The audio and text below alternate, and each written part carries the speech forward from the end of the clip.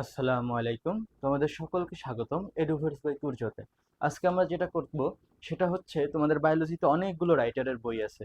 তোমাদের কাছে হচ্ছে মাজেদা ম্যামের বই আছে, আজমল স্যারের বই আছে, Azibur Rahman sir, Hasan sir, Alim sir. বইয়ের রাইটার্সেরও অভাব নেই, বইয়েরও অভাব নেই। কিন্তু একজন মানুষের পক্ষে প্রত্যেকটা বই পড়া বা প্রত্যেকটা বই কেনা হয়তো বা সম্ভব হয় না। তো আজকে আমরা নিয়ে আসছি প্রত্যেকটা স্যারের যেই বই আছে সেই বইয়ের অনুশীলনীর প্রশ্নোত্তর। তো চলো আমরা শুরু করি। যেহেতু আমাদের ডিজিটাল বোর্ড নেই, আমরা হয়তো বা শুধুমাত্র অ্যান্সার দিয়ে আর কোশ্চেন দিয়ে তোমাদের বোঝাবো। তারপরেও যেগুলো হচ্ছে যে ডিটেলসে বলা দরকার বলে দিব। তো আসো শুরু করি। প্রথম আজমল স্যারের বইয়ের অঙ্ক প্রশ্ন দিয়ে আমরা শুরু করব।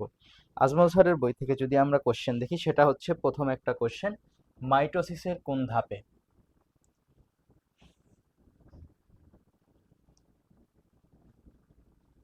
মাইটোসিসের কোন ধাপে নিউক্লিয়ার মেমব্রেন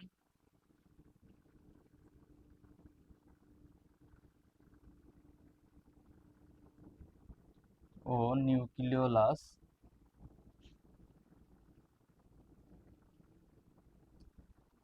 সম্পূর্ণ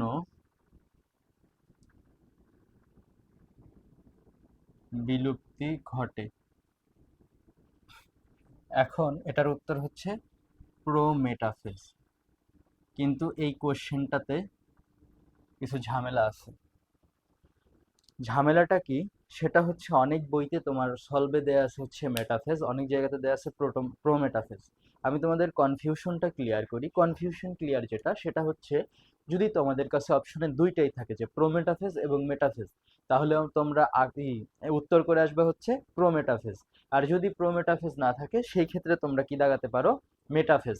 ভুলেও কিন্তু প্রোফেজ না। প্রোফেজে কি? প্রোফেজ হচ্ছে বিলুপ্তির শুরু হয় বা সূচনা হয়। এরপরে আজমল স্যারের বই থেকে আছে হচ্ছে মাইটোসিস কোথায় ঘটে না? মাইটোসিস কোথায় ঘটে না?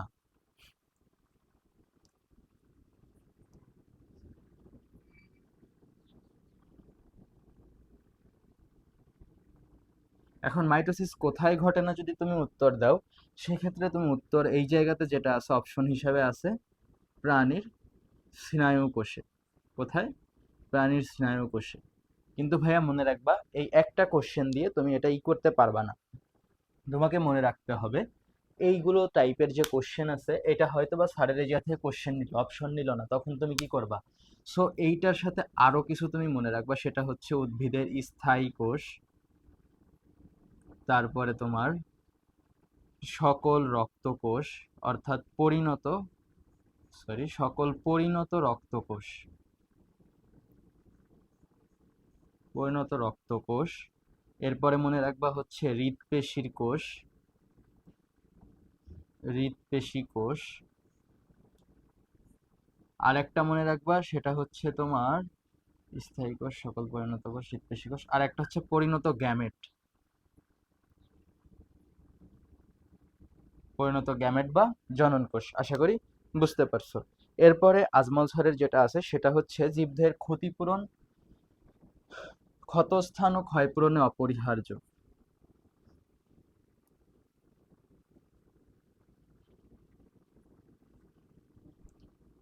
ক্ষতিপূরণ ও ক্ষতস্থান পূর্ণ। এখন এটা কোন কোষ বিভাজন করে ভাইয়া? আমরা এটা সকলেই এটা জানি, কি? মাইটোসিস কোষ বিভাজন। তাহলে এটার উত্তর কি হবে? মাইটোসিস কোষ বিভাজন। এরপরে চলো ভাইয়া 4 নম্বরে চলে যাই আমরা। 4 নম্বর কি আছে তোমার হচ্ছে আজমল স্যারের বই থেকে যদি আমি দেখি, এদিকে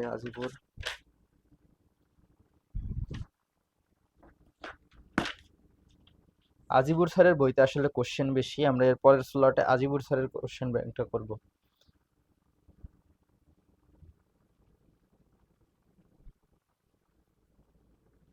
এরপরে আজমল স্যারের বইতে একটা হচ্ছে দশায়, কোন দশায় ডিএনএ অনুলিপন হয়? এটা কোন দশায় হয়? আমরা জানি সবাই, কোষ চক্রের এস দশায় ডিএনএ অনুলিপন হয়।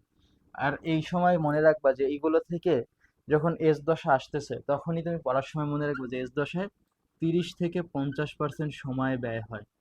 30 থেকে 50% সময় ব্যয় হয়। কারণ এইগুলো কি ওই এমসিকিউর জন্য গুরুত্বপূর্ণ। এরপরে ভাইয়া আমরা দেখে নিই আর কি আসছিল আজমল স্যারের থেকে, বা আজমল স্যারের বইতে আর কি আছে। Ajmal sir, Ajibur Rahman sir. আজমল স্যারের বইতে কোশ্চেন কম, আজিবুর স্যারের বইতে কোশ্চেনটা বেশি আছে। আচ্ছা, আজমল স্যারের বইতে এই ছিল তোমাদের এমসিকিউ, অনুশীলনীর এমসিকিউ আজমল স্যারের বইতে এই ছিল। এরপর আমরা চলে যাব আজিবুর স্যারের বইয়ের ইসে। আশা করি তোমরা যতটুকু বোঝানো হয়েছে বুঝতে পারছো।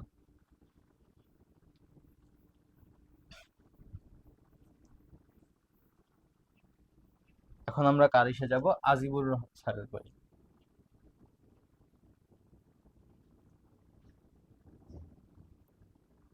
এখন চলো আজিবুর স্যারের গুলো আমরা শুরু করি।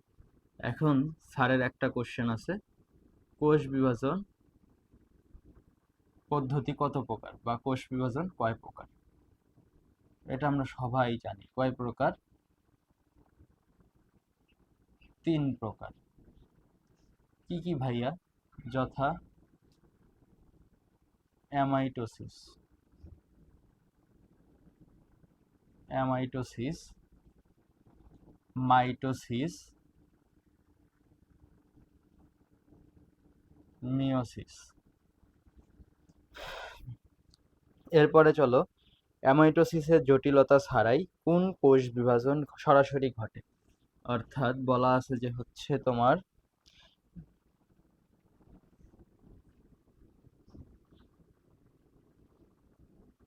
অ্যামাইটোসিসে কোনো জটিলতা ছাড়াই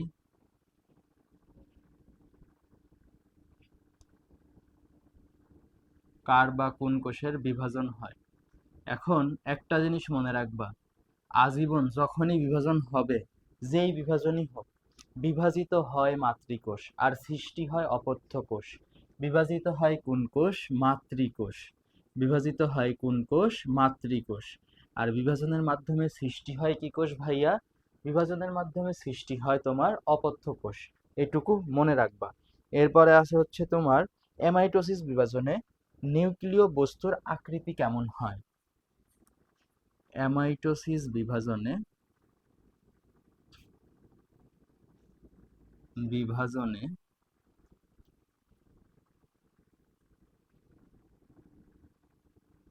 নিউক্লিয় বস্তুর আকৃতি কেমন হয়। এখন একটা জিনিস মনে করো তুমি, আমরা পড়ছি যে এইভাবে হচ্ছে অ্যামাইটোসিস আলাদা হয়।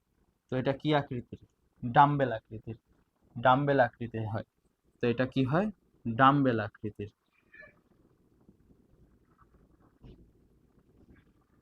এটা কি আকৃতির ভাইয়া? ডাম্বেল আকৃতির। এরপরে আসো, এরপরে তিনি লিখেছেন যে কোষ বিভাজন কে আবিষ্কার করেন। কোষ বিভাজন কে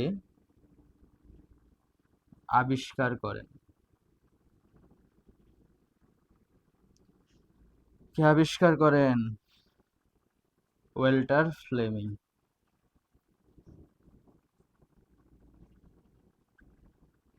কোথা থেকে আবিষ্কার করছিল ভাইয়া? এটাও মনে রাখতে হবে, অনেক সময় কোশ্চেনে আসে। সেটা হচ্ছে স্যালামান্ডার মাছে, সামুদ্রিক স্যালামান্ডার মাছে। সামুদ্রিক স্যালামান্ডার মাছতে কোষ বিভাজন আবিষ্কার করছিল কে? ওয়েল্টার ফ্লেমিং। এরপরে চলে যাব আমরা হচ্ছে তোমার আজিবুর স্যারের আরেকটা ইসের কোশ্চেনে। সেটা হচ্ছে মাইটোসিস কোষ বিভাজনের নামকরণ কে করেন। এরপরে হচ্ছে 5 নাম্বার। আমি মুছতে মুছতে তোমরা কমেন্ট বক্সে যারা পারো বলে দাও যে মাইটোসিস কোষ বিভাজনের নামকরণ কে করছিল।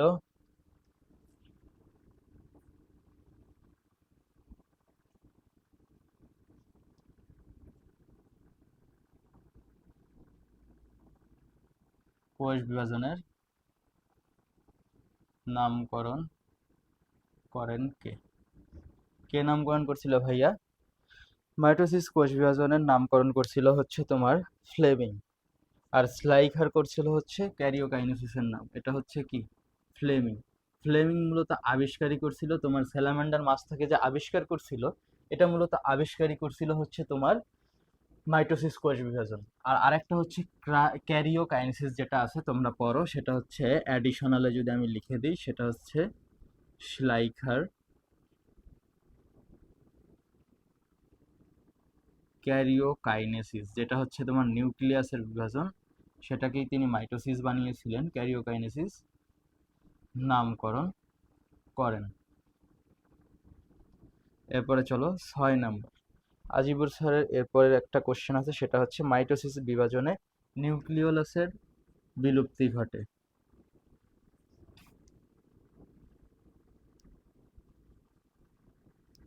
কোষ বিভাজনে নিউক্লিওলাসের বিলুপ্তি ঘটে। তো বিলুপ্তি কোন ধাপে ঘটে? একবারই বলছি, প্রোমেটাফেজ। কি বলছি? প্রোমেটাফেজ। যেটা হচ্ছে তোমার এই জায়গাতে একটা ঝামেলা আছে আজিবুর স্যারের বইয়ের ইসের ভিতরে, সেটা হচ্ছে উনি অপশনে এই আনেন নাই, রিলেক্সে বিলুপ্তি ঘটে, কিন্তু অপশনে প্রোমেটাফেজ দেন নাই, এই মেটাফেজও দেন নাই। প্রোমেটাফেজও দেন নাই, মেটাফেজও দেন নাই। উনি কাজটা করছে কি দেখো, এখানে লেখছে প্রোফেজ, 2 নম্বরে দিছে হচ্ছে তোমার ইন্টারফেজ, 3 নম্বরে দিছে হচ্ছে তোমার অ্যানাফেজ, 4 নম্বরে দিছে হচ্ছে তোমার টেলোফেজ। এখন একটা জিনিস চিন্তা করো, এটা হচ্ছে প্রস্তুতি দশা, এটা হইতেছে শেষ, শেষ দশার আগে তোমার হচ্ছে যে এই যে গতি পর্যায়, এটা হচ্ছে তোমার শেষ অন্ত পর্যায়। তার মানে এই তিনটার একটাও পসিবল না। কিন্তু ইন্টারমিডিয়েটে তো তুমি পার্শিয়াল নেগেটিভের চিন্তা করে বা অন্যান্য কোনো চিন্তা করে বাদ দিয়ে আসতে পারবে না, যেটা অ্যাডমিশনে পারবা। তো কি করবা? প্রোফেস দাগায় দিয়ে আসবা। কি দাগাবা? প্রোফেস দাগাবা। এরপরে ভাইয়া চলো, এটা আছে কোন ধাপে অ্যাস্টার রশ্মি সৃষ্টি হয়? অ্যাস্টার রে কোন ধাপে বা কোন পর্যায়ে অ্যাস্টার রশ্মি সৃষ্টি হয়? অ্যাস্টার রশ্মি বিচ্ছুরণ ঘটে আর কি মূলত। এই জায়গাতে যদিও সৃষ্টি দেয়া আছে স্যারের বইয়ের কোশ্চেনে, সৃষ্টি হয়। এটার উত্তর হবে হচ্ছে ভাইয়া প্রোমেটাফেজ। প্রোমেটাফেজে আরো একটা জিনিস দেখা যায়, সেটা হচ্ছে ক্রোমোজোমীয় নৃত্য। একটা জিনিস মনে রাখবে, এখানে আর একটা জিনিস কি দেখা যায়? ক্রোমোজোমীয় নৃত্য। এরপরে চলো ভাইয়া হাজিপুর স্যারের আর একটা ইস্যু আমরা চলে যাব। তিনি একটা ইস্যু লেখছেন যে কোন ধাপে ক্রোমোজোম আইভিএল যে আকার ধারণ করে? কোন ধাপে ভাইয়া? এটা হচ্ছে গতি পর্যায় বা অ্যানাফেজে। কোন ধাপে? গতি পর্যায় বা অ্যানাফেজ। এরপরে হচ্ছে আছে ভাইয়া মাইটোসিস বিভাজনের অ্যানাফেজ পর্যায়ে মেটাসেন্ট্রিক। একটা জিনিস আমি হচ্ছে এটা ক্লিয়ার করে লিখে দিব, এই টাইপের কোশ্চেন যেগুলো আছে এরপরে হচ্ছে আমি তুলব না। সেটা হচ্ছে কি, আমাদের দেখাচ্ছি, আমি লিখে দিই একবারে।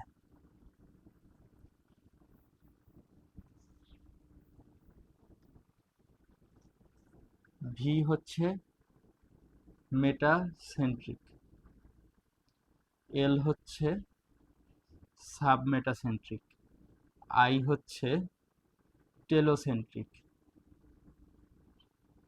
আই হচ্ছে কি টেলোসেন্ট্রিক, আর জে হচ্ছে তোমার অ্যাক্রোসেন্ট্রিক,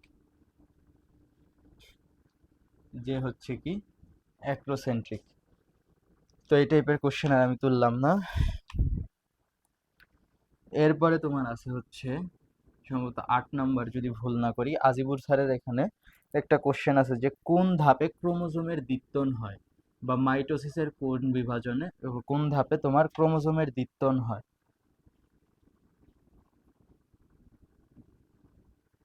কি লিখছি আসলে? কোন ধাপে, কোন ধাপে ক্রোমোজোমের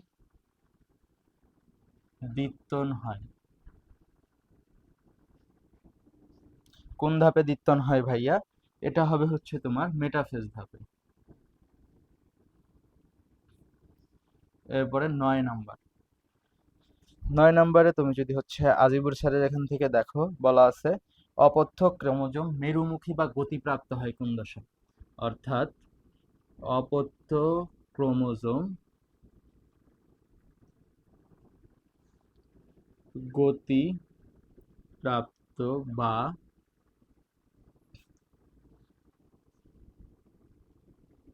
মেরুমুখী হয় কখন? কখন হয় মেরুমুখী বলো? অ্যানাফেজ ধাপে, বিষুবীয় অঞ্চল থেকে মেরু অঞ্চলের দিকে ধাবিত হয়। এরপরে আসে হচ্ছে ক্রোমোজোমগুলো লম্বা আর অদৃশ্য হয় কোন ধাপে? ক্রোমোজোম লম্বা ও অদৃশ্য না, দৃশ্যমান হয়।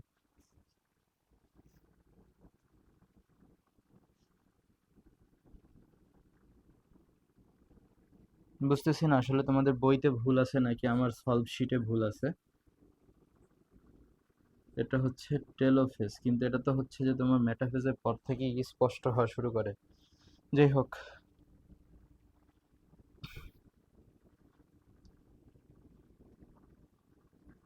আর একটা জিনিস হচ্ছে যখন মেটাফেজ পড়বা, মেটাফেজের সময় মনে রেখো তোমরা যে ক্রোমোজোমগুলো খাটো মোটা হয়, কনডেনসেশন হয়, ওই টাইমের ক্রোমোজোমকে কনডেনসেশন বলে, তারপরে ওইটা সৃষ্টি হয় হচ্ছে সুপার কয়েলিং এর ইসে। এগুলো সবকিছু মনে রেখো তোমরা। এরপরে আসো কাটিং লেয়ারিং। যেহেতু আমরা এখন অনুশীলনী সলভ করতেছি, শুধুমাত্র এটা নিয়েই চিন্তা করব। কাটিং লেয়ারিং, গ্রাফটিং, গ্রাফটিংয়ে কোন কোষ বিভাজন দরকার হয় বা কোন কোষ বিভাজনই হয়? এটা মনে রাখবা যে মাইটোসিস, যে কোনো ক্ষতিপূরণে কে কাজ করে? মাইটোসিস। কোন প্রক্রিয়ায় নিউক্লিয়াসের বিভাজন? নিউক্লিয়াসের বিভাজন কি ভাইয়া? ক্যারিওকাইনেসিস। নিউক্লিয়াসের বিভাজন কি?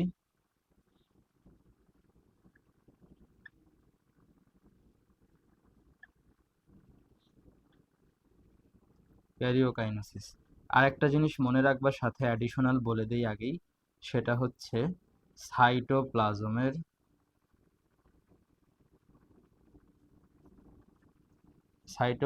বিভাজন কি?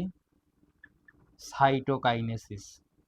আমি বলে দিচ্ছি, এই ধরনের যেগুলো আমরা জ্ঞানমূলক একবার অ্যাডিশনালে পড়িয়ে ফেলবো, এই টাইপের কোশ্চেন যা আছে আমরা কিন্তু করব না।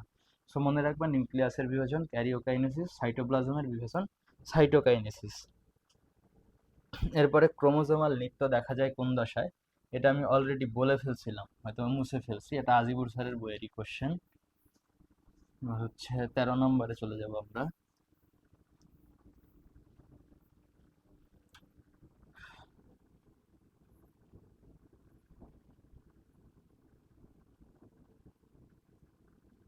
ক্রোমোজোমীয় নৃত্য, এটা কোন ধাপে হয় ভাইয়া? প্রোমেটাফেজ। কোন ধাপে হয়? প্রোমেটাফেজ। এরপরে আসো 14 নম্বর। 14 নম্বর কি আছে ভাইয়া? না সরি, আমরা হচ্ছে আজিবুর স্যারের বইয়ের 14 নম্বর পড়তেছি। এরপর আছে গতিপ্রাপ্ত। ক্রোমোজোম গতিপ্রাপ্ত হয় কোন পর্যায়ে? আমি বলছি একবারই, অ্যানাফেজ পর্যায়ের বাংলা নামই হচ্ছে গতি পর্যায়। ক্রোমোজোম গতিপ্রাপ্ত হয় কোন ধাপে? অ্যানাফেজ। এরপরে 15তে চলো। এরপরে আমাদের আজিবুর স্যার বলছে হচ্ছে ক্রোমোজোম সেন্ট্রোমিয়ারের মাঝামাঝি অবস্থান করে, মানে সেন্ট্রোমিয়ারের ঠিক অবস্থানে কোষ বিভাজনের কোন অ্যানাফেজ অবস্থা প্রাপ্ত হয়? ও সরি, আমি ভুল করছি, সেটা হচ্ছে ক্রোমোজোমের ঠিক মধ্যে বা মধ্যস্থলে সেন্ট্রোমিয়ার, মাত্রই মুছে ফেললাম আসলে, থাকলে অ্যানাফেজ পর্যায়ে তাকে কি বলে, বা অ্যানাফেজ পর্যায়ে তার নাম কি হয়? অ্যানাফেজ পর্যায়ে তাকে কি বলে ভাইয়া? অ্যানাফেজ পর্যায়ে তাকে বলে মেটাসেন্ট্রিক। মেটা মানে মধ্য, সেন্ট্রিক মানে সেন্টার, তার মানে একদম মধ্যে। এটা হচ্ছে ভি আকৃতির। এই যে অবস্থায় থাকে হচ্ছে তোমারই, অর্থাৎ ক্রোমোজোমটা এই যে এমন থাকে, আর এটা হচ্ছে সেন্ট্রোমিয়ার থাকে। আশা করি বুঝতে পারছো। এরপরে আসবে হচ্ছে আমরা স্পিন্ডল যন্ত্র অদৃশ্য হয়ে যায়। স্পিন্ডল যন্ত্র কোথায় অদৃশ্য হয়?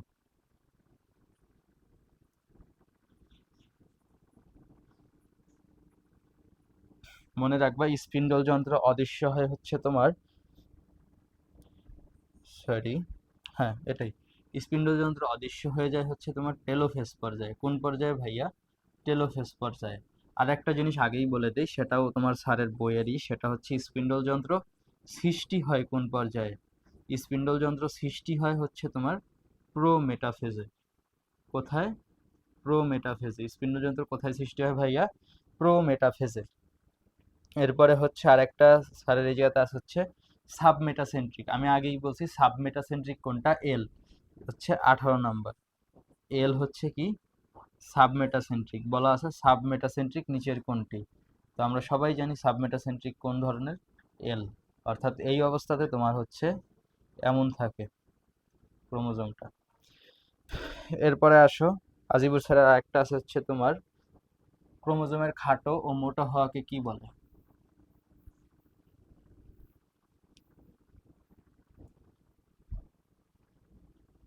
ভুল না করলে এটা হবে হচ্ছে 18 নম্বর। ক্রোমোজোমের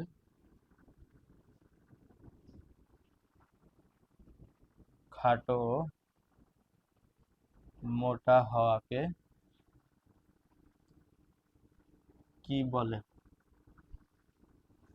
মনে রাখবা কনডেনশন বলে। সরি, বানান একটু ভুল করছি, সম্ভবত কনডেনসেশন।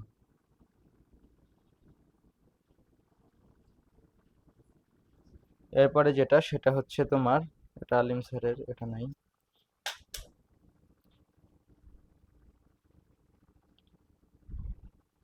এরপরে হচ্ছে কোষ প্লেট তৈরি হয় কোন পর্যায়ে? কোষ প্লেট তৈরি হয় কোন পর্যায়ে? কোষ প্লেট তৈরি হয় মনে রাখবা সাইটোকাইনেসিসে কোষ প্লেট সৃষ্টি হয়। এটা উত্তর কি হবে ভাইয়া? সাইটোকাইনেসিস। এরপরে আসো 20 নম্বর। 20 নম্বর আছে হচ্ছে তোমার, বলা হয়েছে ডিএনএ প্রতিলিপি। এটাতে আবার কোষ চক্র, কোষ চক্রের কোন দশায় ডিএনএ প্রতিলিপি হয়? এখন একটা জিনিস আমরা জানি, সবাই দেখার সাথে সাথে বলছে এস দশা, কিন্তু এস দশা না। এটা হচ্ছে তোমার অপশনই আছে প্রোফেজ, মেটাফেজ, ইন্টারফেজ, টেলোফেজ। তাহলে এটা কি হবে? ইন্টারফেজ দশা। কারণ কি ভাইয়া? এই ইন্টারফেজ দশারই তিনটা দশা হইতেছে কি তোমার G1, S আর G2। অর্থাৎ সেই ক্ষেত্রে এটা কি হচ্ছে তোমার ইন্টারফেজ দশা। এরপরে আমরা চলে যাব আরেকটা কোশ্চেনে, সেটা হচ্ছে একটি কোষ পরপর দুবার বিভাজিত হবার মধ্যবর্তী পর্যায়কে কি বলে? পর্যায়কে কি বলে? মনে রাখবা এটা হবে হচ্ছে তোমার ইন্টারফেজ দশা।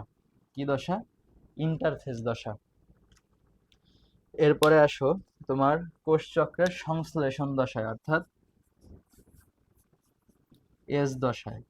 কোষ চক্রের সংশ্লেষণ দশায় ব্যয়িত সময়। এখন ভাইয়া এই এস দশায় ব্যয়িত সময় কতটুকু? মনে রাখবা 30 থেকে 50%। এই ধরনের কোশ্চেন আমি একবারেই করে দিব। এরপরে কিন্তু আমি আর দেখাবো না। এখন আমি বলি যে এই জায়গায় দশা ছিল কয়টা, জি ওয়ানে তোমার ব্যয় হচ্ছে 30 থেকে 40%। এরপরে এস তো লিখে দিছি আমরা 30 থেকে 50%, এটা কোন দশা, এস দশা। এরপরে আরেকটা কি থাকতেছে, জি বা বিরাম 2। তোমরা যারা বাংলায় পড়তেছো এরা দেখবা যে ব্রাম 1 বিরাম 2 এরকম লেখা আছে। এতে তোমার কত যাচ্ছে, 10 থেকে 20%। আর একটা জিনিস মনে রাখবো, মাইটোসিস দশা বা এম বা মাইটোটিক দশা এটা হচ্ছে 5 থেকে 10%। এই হচ্ছে আমাদের একটা পূর্ণাঙ্গ কোষচক্র। তাহলে কোষচক্রের সময়গুলো আমি একবারেই বলে দিতাম যাতে এরপরে আর না লিখতে হয় তোমাদের। এরপরে 23 নাম্বার চলে যাবো আমরা। আজিবুর স্যারের কোশ্চেনই বেশি, বাকি কোশ্চেনে 4-5টা 7-8টা করে কোশ্চেন আছে, ওটা দেখবে একবারেই হয়ে যাবে।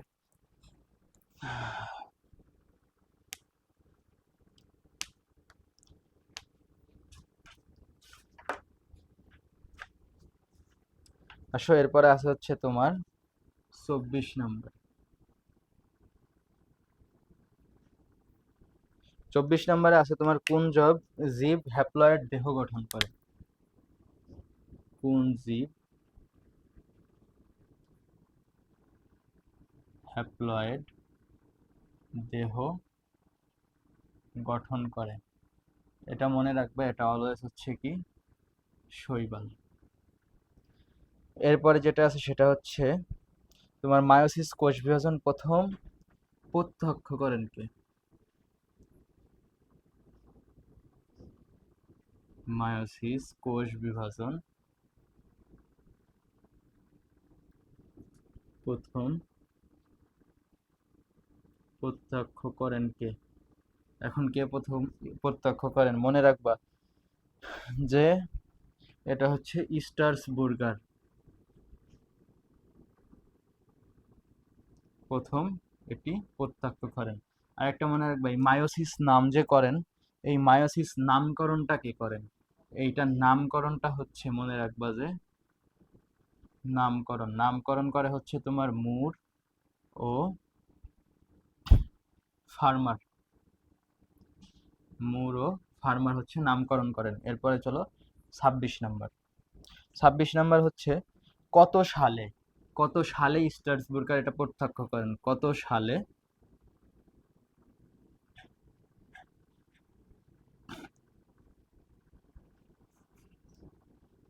মায়োসিস প্রত্যক্ষ করেন। এটা দেখবে বইতে হেডলাইনে অনেক বড় বড় করে লেখা আছে 1888, অর্থাৎ 1888-এ এটা প্রথম প্রত্যক্ষ করেন। এরপরে 27 নাম্বার। 27 নাম্বার হচ্ছে কোন কোষ বিভাজনকে বিয়োজন বিভাজন বলা হয়,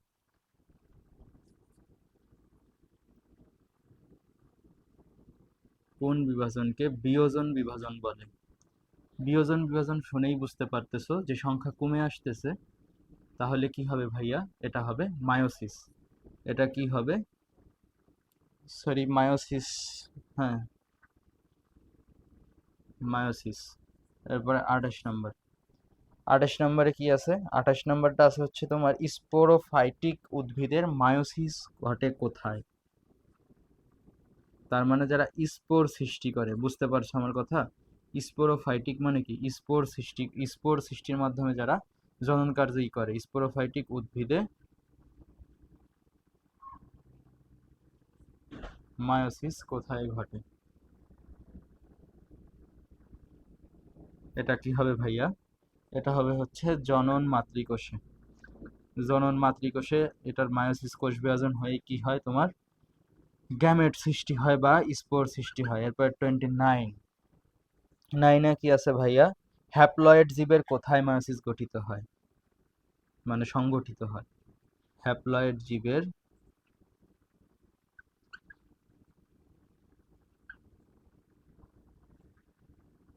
মায়োসিস কোথায় ঘটে। মনে রাখবে এটা ঘটে হচ্ছে তোমার জাইগোটে। কোথায় ঘটে, জাইগোটে। এরপরে আমরা 30 নাম্বারে চলে যাব।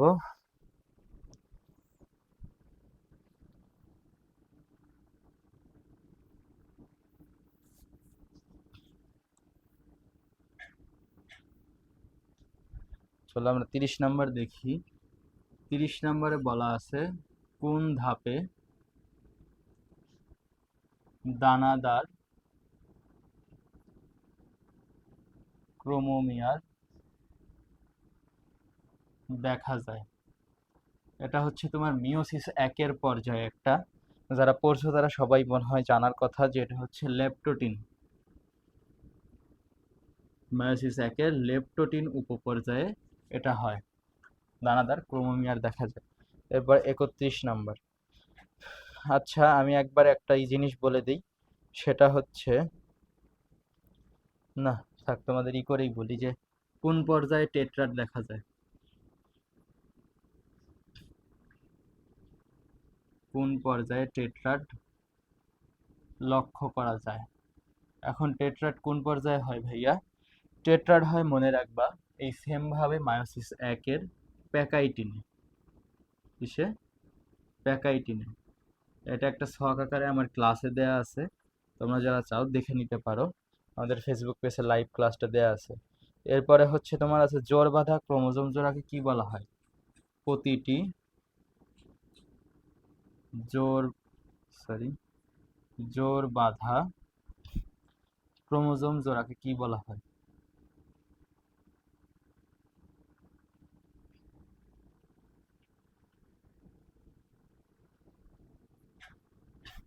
এটা কি বলা হয় ভাইয়া?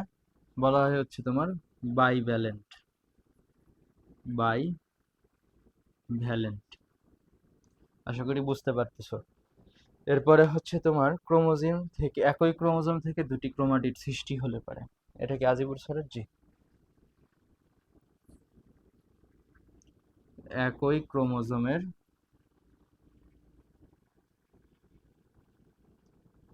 দুটি ক্রোমাটিডকে কি বলে? Sister chromatid. কি বলে ভাইয়া? Sister chromatid. কি বলে? Sister chromatid. এবার 34-এ আসো। বলা আছে হচ্ছে তোমার সেন্ট্রোমিয়ার অগ্রগামী ও বাহুগুলো পশ্চাৎগামী থাকে কোন ধাপে? সেন্ট্রোমিয়ার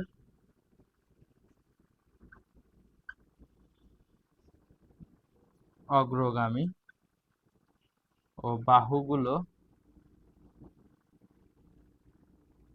অনুগামী। এটা মূলত হয় অ্যানাফেজ ধাপে, যে কোনো অ্যানাফেজেই। এখানে অপশন আছে শুধুমাত্র অ্যানাফেজ 2, তাই তোমরা উত্তর দাগাবা কি? অ্যানাফেজ 2-তে। অ্যানাফেজ 2-তে। এরপর আসে হচ্ছে তোমার হোমোলোগাস ক্রোমোজোমের এটা। তোমাদের বায়োলজিতে আজিবর স্যারের বইতেই হচ্ছে যে তোমার অনুশীলনের প্রশ্নটা একটু বেশি, বাকি সব স্যারের ক্ষেত্রে দেখবা যে 7টা 6টা 5টা এমন করে। এবার আমরা সম্ভবত 34 নাম্বার বা 35 নম্বরে ছিলাম। এটা হচ্ছে হোমোলোগাস ক্রোমোজোমগুলো বাইভ্যালেন্টের মাঝে কত ডিগ্রি কোণে থাকে? এটা আমরা সবাই জানি কিন্তু। হোমোলোগাস, এটা হচ্ছে 180 ডিগ্রিতে থাকে হোমোজোম ক্রোমোজোমগুলো।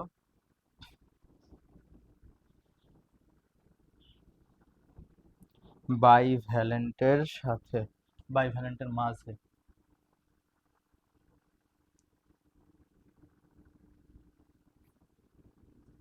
কত কোণে থাকে? এটা মনে রাখবা কি? 180 ডিগ্রিতে থাকে। এরপর হচ্ছে 35 নাম্বার। 35 নাম্বারটাতে সেটা হচ্ছে ক্রোমোজোম সংখ্যা নিয়ন্ত্রণে দায়ী কোনটি? অর্থাৎ ক্রোমোজোম সংখ্যা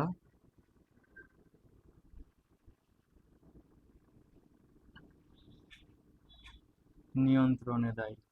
নিয়ন্ত্রণে দায়ী কে ভাইয়া? মায়োসিস কোষ বিভাজন।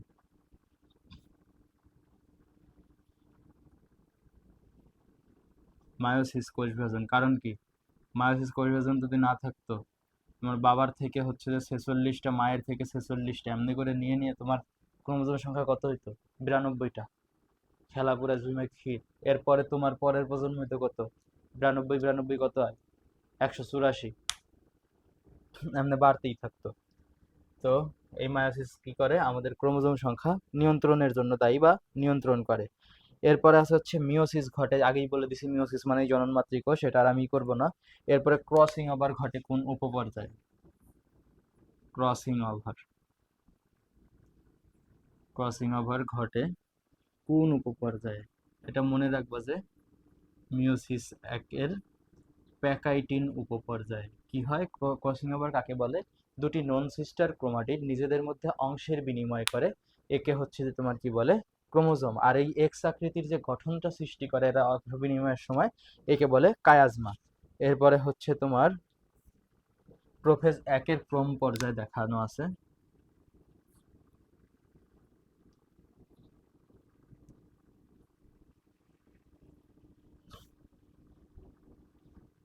এখন মনে রাখবা যে ক্রম পর্যায় কি ভাইয়া? ক্রম পর্যায় হচ্ছে তোমার প্রথম ধাপ হচ্ছে লেপ্টোটিন, পরের ধাপটা আছে হচ্ছে তোমার জাইগোটিন,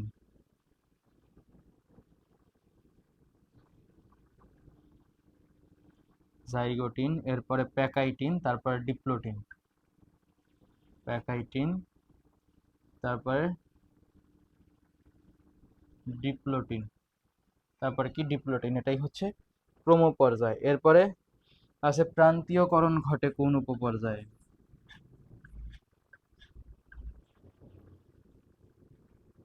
আরেকটা জিনিস মনে রাখবা, প্রান্তীয়করণ আর লুপ দুইটাই ঘটে হচ্ছে তোমার কিসে? ডিপ্লোটিনে। আর একটা কি ঘটে এটাতে? হচ্ছে লুপ। এটা অনেক জায়গাতে আসে। প্রান্তীয়করণ ঘটে ডিপ্লোটিন বা লুপও ঘটে কি? ডিপ্লোটিনে। এরপরে যেটা সেটা হচ্ছে প্রোফেজ একের কোন উপপর্যায়ে নিউক্লিয়ার মেমব্রেনের অবলুপ্তি ঘটে? এই জায়গাতেই হয়ে যাবে।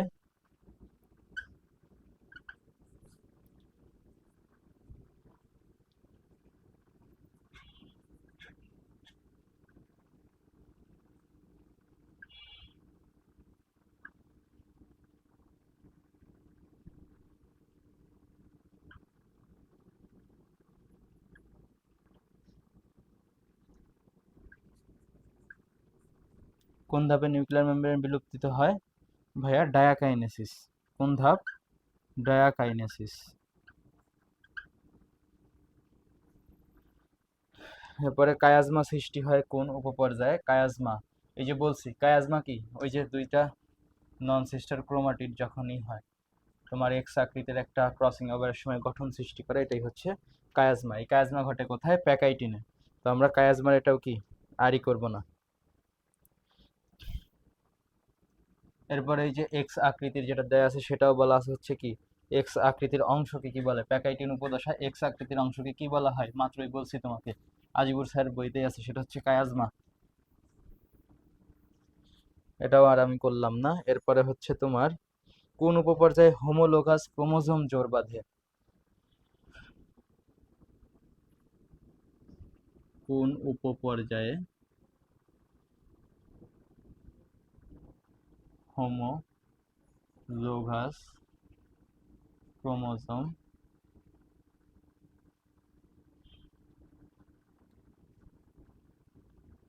জোড় বাঁধে?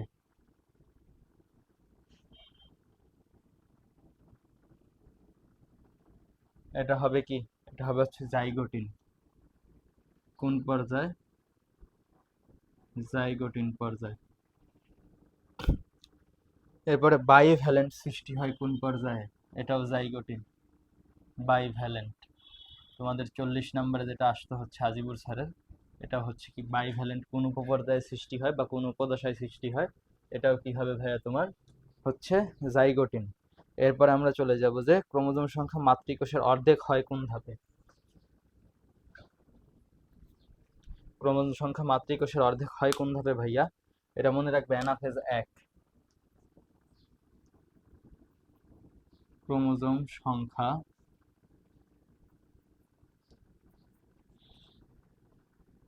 মাতৃকোষের অর্ধেক হয় কোন ধাপে? এটা মনে রাখবা কি ভাইয়া? অ্যানাফেজ এক। এরপর 41 নম্বর, দুটি হোমোলোগাস ক্রোমোজোমের খুব বেশি আর নেই, তোমরা ধৈর্য সহকারে ক্লাস করো। দুটি হোমোলোগাস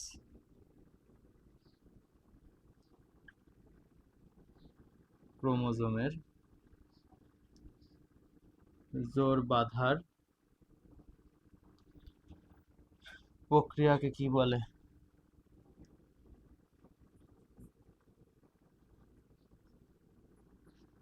কি ভাইয়া?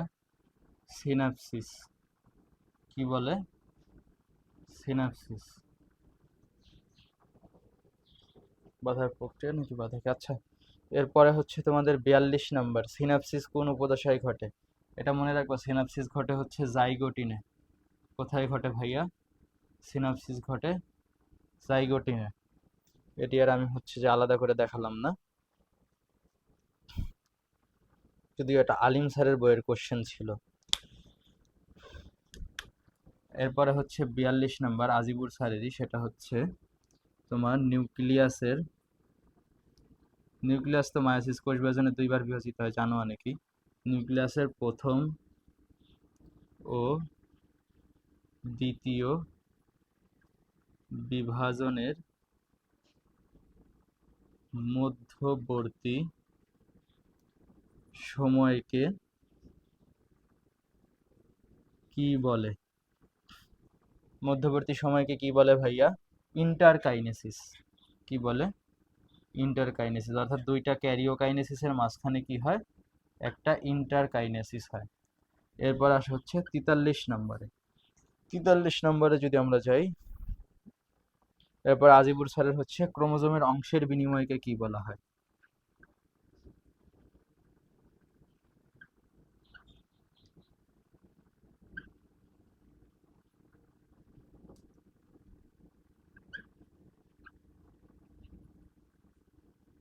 ক্রোমোজোমের অংশের বিনিময়কে বলা হয় তোমার ক্রসিং ওভার। এরপরে 44 নাম্বার। 44 নাম্বারে আছে হচ্ছে এক বা একাধিক তলে আড়াআড়ি ভাবে ভেঙে যায়। অর্থাৎ এই যে আমাদের নিউক্লিয়াস গুলোর সময় যে ভাঙে, অর্থাৎ ক্রোমাটিড দুটো এক বা একাধিকে যে ভেঙে যায়, এটা ভাঙে কি কারণে? মনে রাখবা, এই ক্রোমোজোম গুলো ভাঙে হচ্ছে এন্ডোনিউক্লিয়াসের কারণে।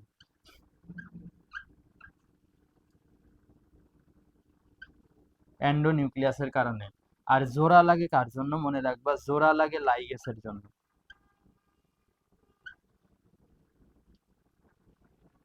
অর্থাৎ এই যে ক্রোমাটিড গুলো ভাঙে, এগুলো ভাঙার কারণ এন্ডোনিউক্লিয়াস, জোড়া লাগে লাইগেস। এরপরে আমরা চলে যাব ডিরেক্ট হচ্ছে তোমার হাসান স্যারের এমসিকিউতে। হাসান স্যারের সম্ভবত একটা বা দুইটা আছে, তিন চারটা থাকতে পারে হাইস্ট গেলে হাসান স্যারের।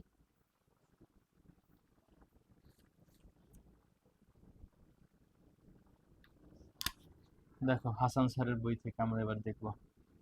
হাসান স্যার, হাসান স্যারের বইতে আছে হচ্ছে তোমার কোন পর্যায়ে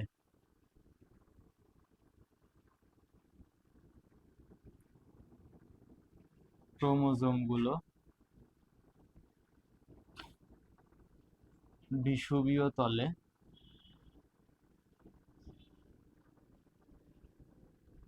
অবস্থান করে। এটা আমরা সবাই জানি, মেটাফেজ। বিষুবীয় মানে কি? মাঝামাঝি অবস্থান করে, আর মেটা অর্থে মধ্য। হাসান স্যারের কোশ্চেন খুবই কম, এর কারণে আমাদের সলভ শিটটাতে তাকে রাখতেও খুব ঝামেলা হয়েছিল। যেমন দেখবা এত কিছুর পরেও আমাদের হচ্ছে যে অনেকগুলো কোশ্চেন করতে হবে।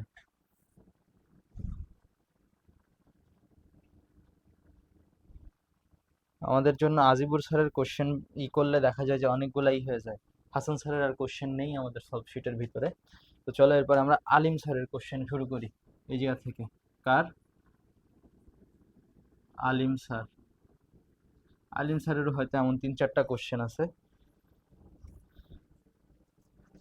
প্রথম দিকে আলিম স্যারের আর কোনো কোশ্চেন নেই। সরি, আসলে আমাদের সলভ শিটটা রাইটার হিসেবে না, তোমাদের চ্যাপ্টার হিসেবে সাজানোর কারণে আমরা এইভাবে করতে পারছি না। এই যে আলিম স্যারের কোশ্চেন হচ্ছে অ্যাস্টার রশ্মি সৃষ্টি হয় কোন অঙ্গাণু থেকে? বিভাজনের সময়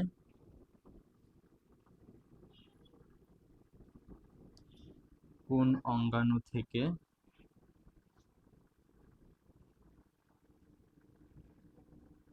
অ্যাস্টার রশ্মি সৃষ্টি হয়? এটা মনে রাখবো, হচ্ছে সেন্ট্রিওল থেকে সৃষ্টি হয়। আর কোন ধাপে সৃষ্টি হয় মনে আছে তো? কোন ধাপে সৃষ্টি হয়? প্রোমেটাফেজ। প্রোমেটাফেজ ধাপে সৃষ্টি হয়। এবারে 2 নাম্বার। 2 নাম্বারটা হচ্ছে আলিম স্যারের, উচ্চ মাত্রায় থাকলে কোনটি, ওনার ওখানে মূলত হচ্ছে তোমার দেয়া ছিল, ওই কি বলে, যে মহিলাদের স্তন ক্যান্সার সৃষ্টি হয়। এটা মনে রাখবে যে শুধুমাত্র এই ক্যান্সারের ক্ষেত্রে দিয়েই মনে রাখবে যে কোনটি বেশি থাকলে ক্যান্সার হয়, কারণ হচ্ছে এটা সব ধরনের ক্যান্সারের ক্ষেত্রেই করা যাবে।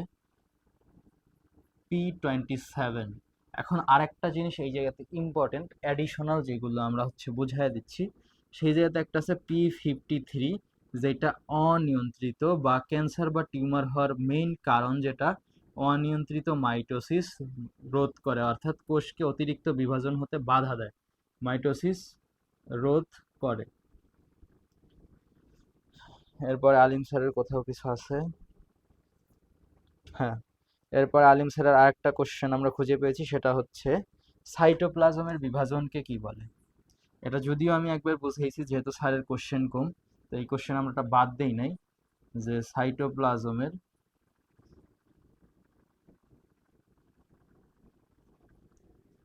বিভাজন, এটা কি ভাইয়া? সাইটোকাইনেসিস। এটা কি? সাইটোকাইনেসিস।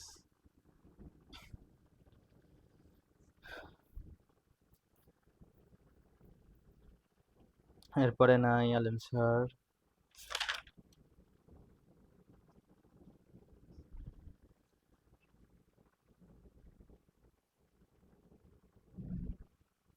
হ্যাঁ, আলিম স্যারের আরেকটা পাচ্ছি হচ্ছে সিনাপসিস কোন দশায় হয়, যেটা অলরেডি কমন কোশ্চেন।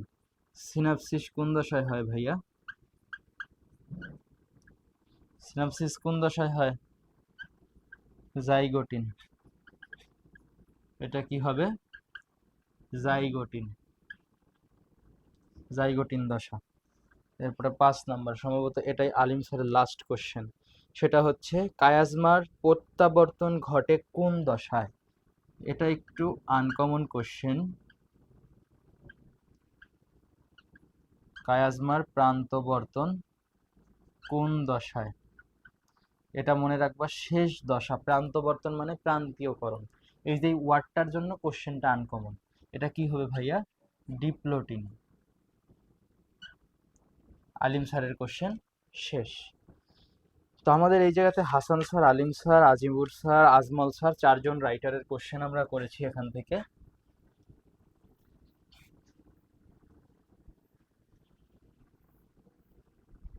তো আমরা যেটা করব সেটা হচ্ছে তোমার, এখন আর কিছু কোশ্চেন আছে যেগুলো আমাদের অনুশীলনীতে, যেমন ধরো মাজেদা ম্যাম বা বাকি যে সকল স্যারদের বইগুলো বাদ গেছে, সেই বইগুলো মিলায়া কিছু কিছু কোশ্চেন আছে, আমরা সেই কোশ্চেনগুলো এবার দেখে নিব। অর্থাৎ এটা হচ্ছে তোমরা ধরে নিতে পারো যে হচ্ছে কি বলে, মিক্সার আর কি।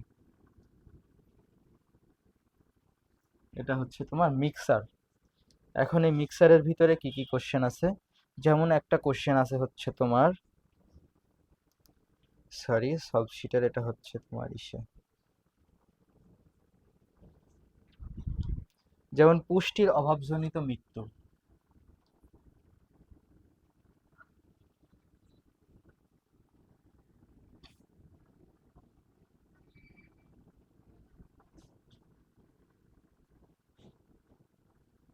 এটা কি ভাইয়া মনে রাখবা? নেক্রোসিস। কি ভাইয়া? নেক্রোসিস। আরেকটা জিনিস মনে রাখবা, শুধু পুষ্টি না, বিষের প্রভাবও, বিষের প্রভাবেও যদি কোনো কোষের মৃত্যু ঘটে সেটা কি হয়? নেক্রোসিস।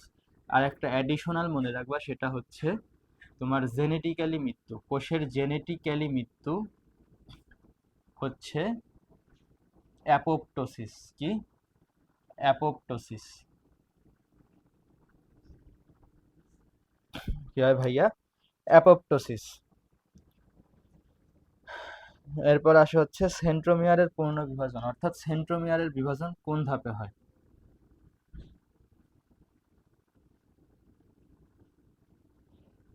সেন্ট্রোমিয়ারের বিভাজন মনে রাখবে, এটা হচ্ছে তোমার মেটাফেজ।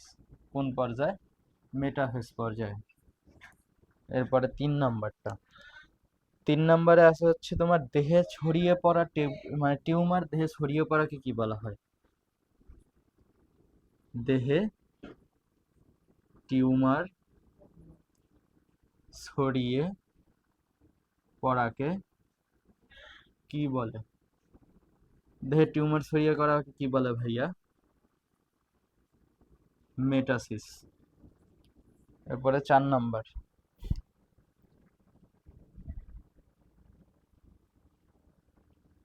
প্লাজমা মেমব্রেনের খাস সৃষ্টির জন্য দায়ী? অ্যাক্টিনোমায়োসিন।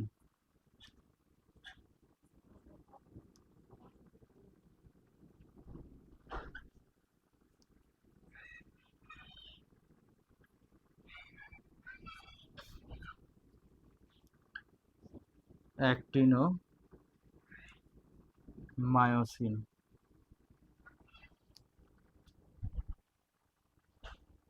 এরপরে হচ্ছে বিরামটা তোমাদের পড়াইছি, এরপরে একটা আছে হচ্ছে বিপাকীয় নিউক্লিয়াস।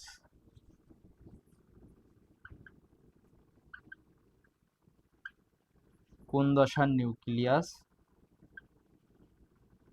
বিপাকীয় নিউক্লিয়াস। কি নিউক্লিয়াস? বিপাকীয় নিউক্লিয়াস। এখন ভাইয়া বিপাকীয় নিউক্লিয়াস কোনটা? মনে রাখবা, বিপাকীয় নিউক্লিয়াস হচ্ছে ইন্টারফেজ দশার নিউক্লিয়াস। ইন্টারফেজ বা প্রস্তুতিমূলক দশার নিউক্লিয়াস হচ্ছে কি তোমার ইন্টারফেজ। এরপরে আসা হচ্ছে হ্যাপ্লয়েড গঠন, গেছে, এটাও গেছে। তো আমাদের মনে হচ্ছে যে আমরা হয়তো বা তোমাদের সব সলভ করিয়ে ফেলছি। সলভ শিটে আর তেমন কোনো কোশ্চেন দেখতে পাচ্ছি না যেগুলো আমরা করাইনি, এবং এই কোশ্চেনগুলো ইম্পর্টেন্ট, কারণ কোনো না কোনো বোর্ডে বা কোনো না কোনো অ্যাডমিশন টেস্টে কোথাও না কোথাও এই কোশ্চেনগুলো এসেছে। তো আমরা আশা করব তোমরা আমাদের ক্লাসের রিভিউ জানাবে কমেন্ট বক্সে, এবং আমাদের ক্লাসে কোনো কিছু বুঝতে অসুবিধা হলেও সেটা কমেন্ট করবে, এবং আমরা কি ধরনের কোয়ালিটি ডেভেলপ করতে পারি সেগুলো আমরা তোমাদের কাছ থেকে জানতে চাই। তো সকলকে ধন্যবাদ জানাচ্ছি, এবং দেখা হবে আগামী কোনো ক্লাসে। সেই পর্যন্ত সকলেই ভালো থাকবে, পড়ালেখার সাথেই থাকবে। আসসালামু আলাইকুম।